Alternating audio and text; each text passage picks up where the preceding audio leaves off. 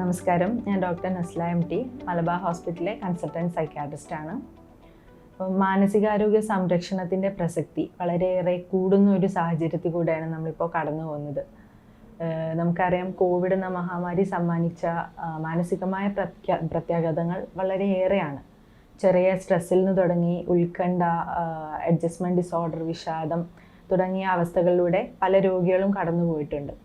അപ്പോൾ മാനസിക രോഗം എന്നാൽ മറ്റേത് രോഗങ്ങൾ പോലെയാണെന്നും കൃത്യമായ രോഗനിർണയവും ചികിത്സയും ഒക്കെ ലഭിച്ചാൽ ഒരു പരിധിവരെ നിയന്ത്രിക്കാവുന്നവയും അല്ലെങ്കിൽ പരിപൂർണമായി മാറ്റാവുന്നവയുമായ അവസ്ഥകളാണ് അവയെന്നും നമ്മൾ മനസ്സിലാക്കേണ്ടതുണ്ട്.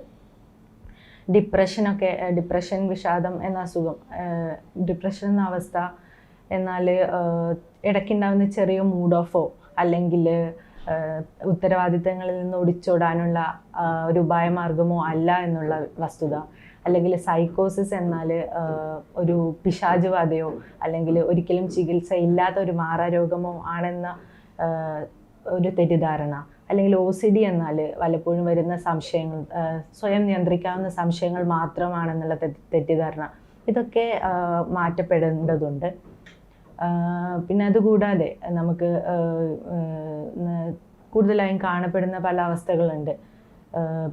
ഗർഭകാലത്ത് സ്ത്രീകൾക്കുണ്ടാവുന്ന ചില മാനസികമായ പ്രശ്നങ്ങൾ, പ്രസവാനന്തരം ഉണ്ടാവുന്ന മാനസിക സംഘർഷങ്ങൾ, രോഗങ്ങൾ, അതുപോലെ കുഞ്ഞുങ്ങൾക്കുണ്ടാവുന്ന മാനസിക രോഗങ്ങൾ, പഠന വൈകല്യങ്ങൾ, വ്യക്തിത്വ വൈകല്യങ്ങൾ, അതുപോലെ ലഹരി പദാർത്ഥങ്ങൾ ഉപയോഗിക്കുന്ന പ്രശ്നങ്ങൾ, ഇവയൊക്കെ കൃത്യമായ ചികിത്സ ഉള്ള മാനസിക രോഗങ്ങൾ തന്നെയാണ്.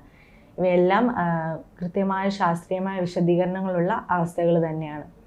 അതുകൊണ്ട് കൃത്യമായ രോഗനിർണയം, ചികിത്സ എന്നിവ അർഹിക്കുന്ന മാനസിക രോഗങ്ങൾക്ക് അവ നൽകേണ്ട ഒരു പ്രാധാന്യത്തെക്കുറിച്ച് നമ്മൾ ബോധവാന്മാർ ആവേണ്ടതുണ്ട്.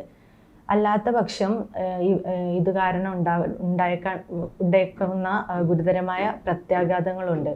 ഫോർ എക്സാമ്പിൾ, സൈക്കോസിസ് മൂർച്ഛിച്ചാലുണ്ടാവുന്ന പ്രശ്നങ്ങൾ, ഡിപ്രഷൻ മൂർച്ഛിച്ചാലുണ്ടാകുന്ന ആത്മഹത്യ വരെ എത്തി നിൽക്കാവുന്ന അവസ്ഥകൾ, ഇവയൊക്കെ നമ്മൾ അറിയേണ്ടതുണ്ട്. അപ്പോൾ ആരോഗ്യമുള്ളൊരു ശരീരത്തിനോടൊപ്പം ആരോഗ്യമുള്ളൊരു മനസ്സും നമുക്കുണ്ടാവട്ടെ.